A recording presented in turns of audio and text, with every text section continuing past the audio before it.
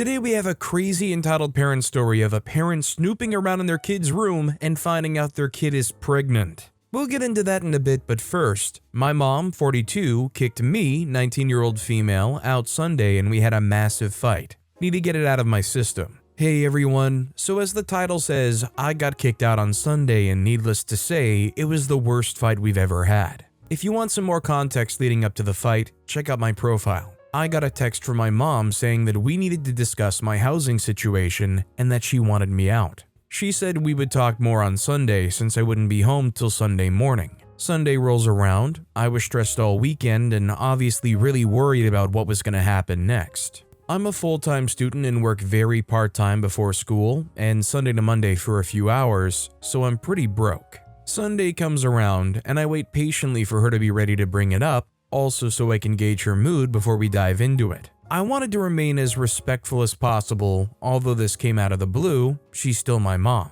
I was doing the dishes and I asked her if she would like me to put away breakfast so I can clean up the pans. She then begins to talk about kicking me out. She asked me where I was gonna go in a really condescending tone, which if I'm being honest, isn't too out of the ordinary. I tell her I'm not too sure, I have to find out if my partner can take me in since they still live with their parents. She then goes on saying how they would never take care of me. I'm throwing my life away, I'll wind up pregnant and stuck with a kid who I never wanted, how I'll be forced to co-parent with an ex, I'll drop out of school, and probably end up on drugs and out on the street. I haven't said a word yet, and she rings me out for a solid 15 minutes. After a while, I'll be honest, I couldn't take it anymore. I tell her to shut up, that she's being so immature and that this has always been an issue with her. I tell her off. I say how everyone in the house can't stand her. She comes home in a crap mood all the time and takes it out on everyone. It's been like this all my life, but the past few months have been a total nightmare. Everyone walks on eggshells and nails, and no matter how much I try and the rest of the house tries, it's never enough. Side note, my mom was diagnosed with bipolar, I don't know which type, and she never went to therapy for her childhood trauma and never took her meds for more than 2 weeks. In the middle of me telling her off, telling her how emotionally constipated she is, she tosses her breakfast at me, which was oatmeal, like an angry toddler, proving my point. It goes all over my clothes, and honestly knowing her, she wanted to throw fists. I don't think she did because now I'm taller than she is, but if I was any younger, I would have been on the floor getting my butt beat. I've never disrespected my mother like that before, ever, but I knew at this point there was no going back. I tell her I'm not going anywhere, I need 30 days legally. She says I don't pay rent, so I can leave today. I remind her of our agreement, I clean the house, I cook dinner 5 times a week, I help my sister with anything she needs, and I do my mom's lashes on Sunday and whenever she needs her hair touched up. I graduated aesthetics in February, and I'm in school for Cosmo. She says good luck, and if I really want to stay, I'll have to take her to court. I said it really didn't need to be like that. I just don't understand where the heck she's coming from and what even started all this. I believe a part of it is an episode she's going through. She's been in a funk for months, and another reason was the text messages I sent to my younger sister. My 11-year-old sister sent me a message about how mom was mad at her for not cleaning her room. I politely told her to do what she says and be nice to mom and that she's in a bit of a funk, so just do as you're told. It was polite, honestly. I know mom goes through our messages, so I didn't think there would be a problem. Little did I know. My mom throws a hissy fit after I tell her I have 30 days and leaves after she tosses the dang oatmeal at me. I get mad, start cleaning the freaking mess up, and so does my stepdad. A few minutes later, she comes down and says, fine, I have 30 days. But I could not eat any food. I could not have access to water for showers, drinking, or laundry. And I'd have to sleep in the foyer. I couldn't even sleep on our massive butt sectional in our living room. I'm angry. I've been angry, and that I knew she was using it to make me feel humiliated. She used to do that crap to me as a kid. She wouldn't allow me into my room and would make me sleep in the hallway if I misbehaved. I would maybe get a pillow and a small blanket if I was nice enough. Needless to say, I'm 19 and freak that. I tell her absolutely not and consider me freaking gone. I go upstairs and start packing. As I'm packing, the fight moves upstairs and we're saying crap we can never take back. Since I knew I was never coming back, I said crap that's been bottled since I was born. I know I should have been better, but I can't explain to you how awful she started the conversation. She didn't even allow me to be a responsible adult and have a proper conversation. It was immediate insults. Legit, she told me she thought I was an STD when she was pregnant with me, which I don't know what that had to do with the conversation, but alright. Eventually, she went off about how she tried to give me a good life and I just couldn't see it.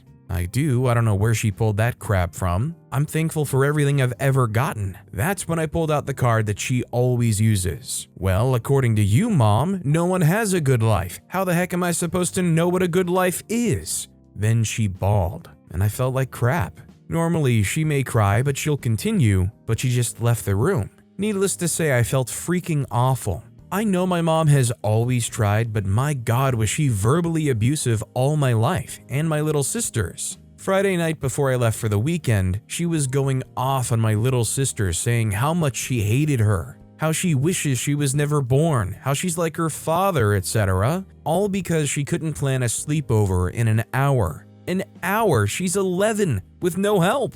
I plan on getting my sister out, I promise. I gotta focus on saving myself first. I had to call my partner to get my pet frogs since my mom said their 2 lights took up too much electricity. They got some of my stuff and helped me before my shift at work that day. Honestly, I am so thankful for my partner. They've been my rock since I was 14, and if it wasn't for them, I don't think I'd still be alive sometimes. They picked me up after my shift at 10 p.m. and took me to their house where I've been staying. We're looking for places, but I'm in school and make crap pay. I refuse to let my mom win. I'm never dropping out. This has been my dream for 5 years. I've busted my butt to be where I'm at, and I refuse to let my mom's words ruin me more than they already have. My mom at one point refused for me to even speak to my sister, which broke me. I've always taken care of my sister, and when COVID happened, we both went online and I took care of her since. I always have, but needless to say, I became mom. Sure, I never paid for anything, but if you ask her, she will tell you I'm mom. She has said she wishes I was her mom, and I wish the same thing sometimes. I don't want kids because I see her as my kid. She made me a Mother's Day card and picked dandelions in the neighborhood and gave it to me this year, and it made me cry. I felt so loved and appreciated. I miss her every day, and we can text now, but of course it's not the same. My cat is there as well, and I miss him too. I'll get him once we get a place, but he's safe there in the meantime thanks to my stepdad. My mom hasn't spoken to me since. It's only been my sister and stepdad. But yeah, pretty crushed. I hate how I miss her sometimes, but then I remember it's the idea of her. The idea of a good mom who wants me home. But it's never been like that. I've always been her mom. Even when I was 6, I would tuck her into bed and read her a book. No, I'm not joking at all. It was me taking care of us. I was her therapist, maid, chef, and childcare. I didn't even want to go online for COVID, but she got caught lying to the government about needing money for daycare, so they removed her from the program. Then COVID hit, and magically she wanted me to be online with my sister. I was never allowed to have friends, and when I went to their houses, she would always find a reason to bring me home. Every time I hung out with my partner or friends, I owed her. She expected the house to be completely clean and dinner made before I had any free time with friends. When my partner graduated high school, I wanted to go to their graduation. Well, I forgot to pack my sister's charger for her iPad, and next thing I knew, I wasn't allowed to go because I had one job. After I was busy all day cleaning the home, making dinner, and helping my sister and I with our schoolwork. She wouldn't be shy to throw her hands on me at all. She would try and humiliate me by sending me to school with ratty clothes, princess dresses in middle school. Thankfully, she never did that. Take pics of me crying, saying she would post them on Facebook, etc. She always found it funny. She would criticize me, which used to make me cry at the slightest bit of critique. I'm much better now, but it's been hard. I would always try to prove myself with the best grades, the best school projects, the best test scores, if you ignore math, and would just be the best kid I could be. Heck, at 11 years old, I took my reading test and beat the computer. I scored somewhere in college level. I became extremely emotionally intelligent, and I can pick up on the slightest mood changes from anyone. When I was little, my mom would tape my favorite stuffed animal on the wall, so when I went to jump for it, I couldn't reach it, which would make me bawl. I was always a big crybaby, and sometimes I still am. She was very quick-witted when it came to insults, probably using what her mother told her and pushed it to me. During the argument, she said she tried and did her best. She said she fed us, clothed us, kept up with doctor's appointments. We weren't ever sick kids, plus she had Medicaid, so big flex. I told her kids need emotionally safe parents, and I was so emotionally intelligent because I had to be that for the both of us. She said that she had tried her best and that she's sorry for never being good enough, which I never said that. I told her I saw how hard she tried when I was little and it was just me and her. I'm thankful for her providing for me, even up until now. I said if that's all she got from this, then she needs to grow the heck up. I hated how it all started. I'm so angry still. It feels like forever ago and so recent at the same time. I feel regret and remorse, but I know in my heart I really tried to be a model daughter. I tried to be everything for her and I wish it ended different. I miss my mom, but looking back, I always miss the idea of her. I would lie awake at night crying, wishing I had a better mom and a better life in general, and the resentment for the abuse and neglect piled up and exploded in a day. Nearly 2 decades of crap piled up, essentially. I hope things get better. I hope she gets the help she needs, but she's 42 and she knows better. I know it's not my job to heal her. I gotta focus and heal myself. Sometimes I'll cry and then remember all the damage she gave me and then get freaking heated, which, if I'm being honest, I'm not an angry person. My angry emotions quickly turn into sadness, but this time I feel such betrayal, all I can feel is angry and numb. I'm definitely no expert here, but it feels like space is definitely a much needed thing. If anything, it sounds like OP's been too exposed and too cooped up with somebody like that, and moving out and having that space and being able to have a period of time where you're not just always at your throats probably is for the best if you want to still have a relationship. Over at Dapness7577 commented, "That is the saddest story. I'm so sorry. Despite all the cruelty you've experienced, it's obvious you still love her. That's what makes it all the more painful. Whatever you do, don't give up on your goals. You've worked so hard for this and you will get through this. It'll be such a huge achievement to come out with the qualifications after you've had so much going against you. You should be so proud of yourself. I really hope you can stay with your partner until you're in a better financial situation. They sound like a great person to have in your life. I wish I could help you. I know it's not a solution, but keep strong and know that people do care about you. I don't know you, but I care. Always remember that you're important and you can also achieve your dreams. I wish you all the best luck in the world, with much love." Our next story is, entitled Dad and Brother Try to Control a Trip They Won't Be Going On. Background, I, 20-year-old male, have been having a rough year. I've been attending college and, before recently, was on a streak of poor or failing grades that lasted 2 quarters through a combination of burnout, poor management, and plain old depression. This has delayed my advancement to a bachelor's to next year. Luckily, I'm doing much better this quarter due to a lighter load and making extra sure I don't start slipping. So recently, the 4th My Hero Academia movie released in theaters. I've been following the manga for about 2 years, and I've been rewatching it with my mother recently, so we were planning on going to see it. However, I was only about 3 to 4 weeks into the quarter, and I was paranoid about slipping back into the previous 2 quarters, so I delayed it until my midterms were over, and I was confident that I wasn't just going to go 3 for 3 and truly screw myself over. The issue is that I wasn't aware that anime movies don't stay in theaters as long as normal movies. In the week or 2 that I'd put it off, the theaters near me had already stopped showing it. However, there was one place still showing it a couple of hours away, so not all hope was lost. I'm still doing training for my driver's license, so I made a plan to go bus hopping to go see it.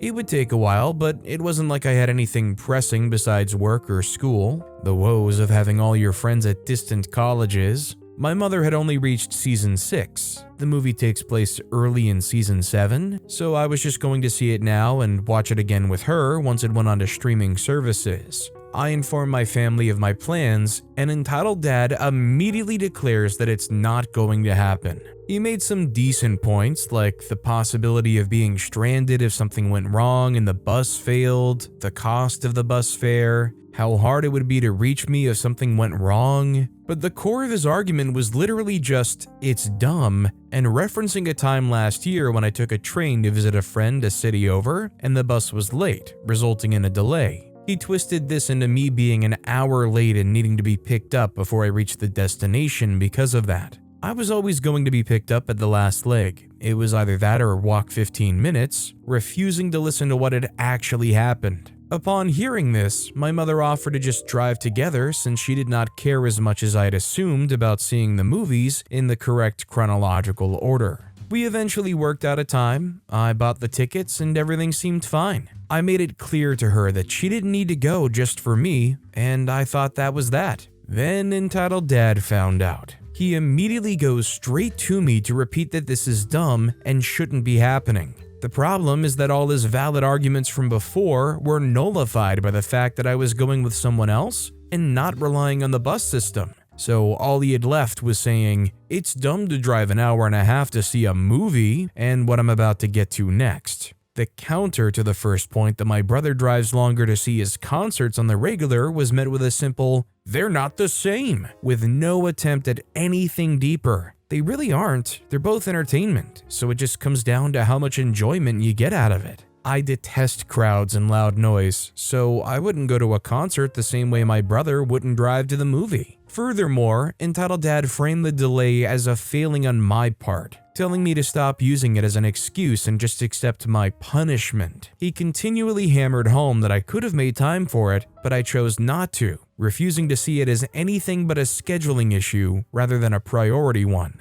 But then came the worst of it. Entitled Dad and my brother spent the next couple of days trying to convince me that no, my mother didn't actually want to see the movie. She was only going because I wanted to, and in the words of my brother, that's why she tolerates the show. They reiterated that I was pressuring her into wasting an entire day just to make me happy. I genuinely felt awful that I might be taking up a bunch of her time to do something she had no interest in, so I called her up. She spends most of her time recently at the old house she's renovating to rent out, and made it expressly clear to her that she didn't need to do this if she didn't want to, that I could ultimately wait the 6 months for it to hit streaming platforms, and she reconfirmed that she wanted to go see it with me. Let me remind you that this is a trip that they're not going on. That doesn't impact them in any way. They just feel the need to override what the people going on the trip want because they're convinced that they know better. But they keep bringing it up with the same points as the planned date drew closer. That I was selfish for going through with this, that I didn't actually care about what she wanted and just wanted to see my movie, that I needed to be the bigger person and tell her to cancel it instead of just giving her the option to do it. They kept telling me that my mother was lying to me, that I shouldn't trust what I heard or saw, but that they were right. And when I didn't have a response to, we're right no matter what she says or what you see, my brother would smugly claim, you don't have a response, you know we're right. And every conversation would end with Entitled Dad incoherently shrieking at me that I needed to cancel it and stop being selfish. Even calling up my mother to check again that she wanted to go, and her eventually deciding to directly talk to them just got Entitled Dad to go to me immediately afterwards to start another rant. And as always, no new points were made. The day finally came, my mother and I left early to catch the noon screening. I paid for the tickets and gas, and we had a great time. We listened to OSP's hour-long Mummy video on the way over, chatted about fantasy as I tried and failed to explain Warhammer to her, and grabbed some lunch. The movie was, well, an anime movie, mostly just build up to the final fight scene, but the animation was fantastic. The villain really carried the movie with his sheer pure evil flair, and my mother enjoyed the romantic subplot between the movie's original characters. I would have preferred that they used the female lead of the series more, but that's a criticism shared for all the movies. We drove back, and while we did get stuck in a traffic pileup that delayed us an hour, we both thought it was a satisfying day. Entitled Dad and my brother still dismissed the whole thing as completely stupid, and my brother in particular made comments about how he'd seen the movie and it was absolutely not worth it. He also says the same thing about the series, but I've seen the merch on his shelves. He's got way more than I do. Seems he doesn't like enjoying the popular thing, even weeks afterwards. What I love here is even if the mom really didn't care all that much for the movie, it almost seems like they were doing it just to have this fun experience with their kid. Like, is that not worth it? It sounds like you guys had a great time. You didn't do anything crazy. You know, this wasn't some big trip to Disney World or something, but you had a great time. And I would say that's worth arguing back every single time they say it isn't, that it was worth it. Even if it's not this crazy memorable event, you'd be able to say for the rest of your life that you can think of specifically that day and you know you had a great time spending the day with your mom doing something. Graflic01867 commented, "Geez, some of your family sound just awful to be around." I agree that maybe hopping a couple buses to go see the movie wasn't the best idea, but going with your mom was perfectly fine. Even if she wasn't all that into the movie, it sounds like she wanted to spend time with you and support your interests. I'm not saying your mom was faking enthusiasm, it sounds like she was genuinely interested. I mean, you only got into this situation because you put academics first, which is great. Our next story is anyone the scapegoat and black sheep and the youngest sibling in the family? I often see most people who are the oldest and middle child being the scapegoat and black sheep of the family, but never have I seen anyone talking about being the youngest one. Growing up, I was always the one who had no say in the family because I'm the youngest, and my sister and brother would often accuse me of things I never did because I'm the youngest and often the one who's seen as the most immature, and parents always believed that I had no right to say and explain my side of the story because I'm the youngest in the family, so I just have to suck it up. I don't know where this idea that the youngest sibling has the best life was coming from. Is anyone here like me also the youngest and both the black sheep and the scapegoat of the family? I actually feel like what OP's described here is not like a crazy uncommon thing. I mean, obviously it depends on how well put together and healthy your family dynamic is, but it's definitely not the first time I've heard somebody who's the youngest of the family getting in every way the short end of the stick. Olive Freak commented, "Yeah, it's a thing. I'm the youngest and my older brothers were treated tons better by my mom, who didn't want a daughter. I ended up being very independent and cut my mom off a decade ago." Our next story is, my mom snooped through my room, found out I'm pregnant, and now I have to hide my plans to end the pregnancy. Yesterday, I went to a concert, and when I got home, I was almost certain my mom had gone through my stuff. I'm almost 21 years old, female, yet she still pressures me to stay on birth control, even though it's caused me all kinds of health issues in the past. That's why I decided to switch to an IUD. To complicate things, I recently found out I'm pregnant and have decided to end it while also getting the IUD. But here's the thing.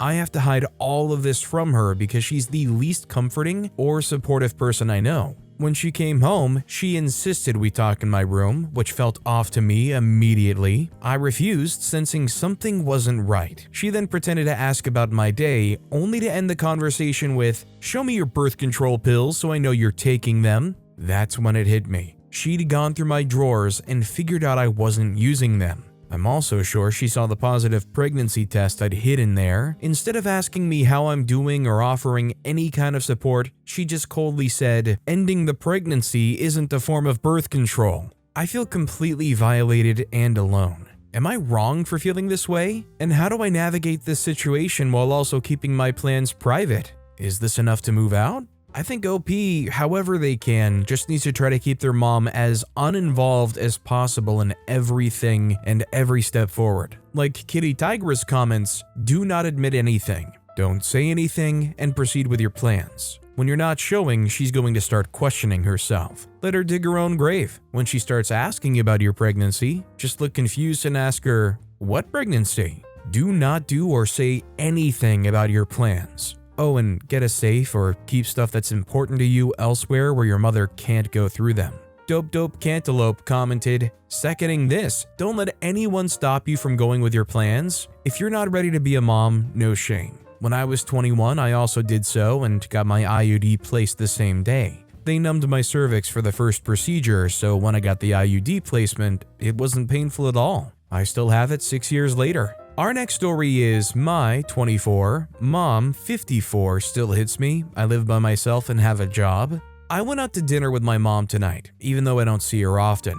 I'm in the process of growing a beard. When she saw my face as I arrived at her house to pick her up, she reacted negatively, questioning why I would show up with facial hair, knowing that she hates it. I'd been shaving my head bald until I left for college, and I always shaved when I came home for the holidays. This time I stood my ground on my decision to keep my facial hair. She started throwing things at me and yelling about how I was disrespecting her and breaking my promise never to grow hair on my body, as she believes it's only for losers and the uneducated. I ended up going back to my place and just dealing with a visit from the cops, who came to interview me. My mom has been calling me non-stop, threatening that I'll be fired from my job because of my beard, and saying that she'll call my company to complain. Despite everything, I still feel like I failed as a son tonight because I wasn't clean-shaven and had facial hair. I think it's important to recognize that OP's feeling the way they do because their mom has tried to condition them through fear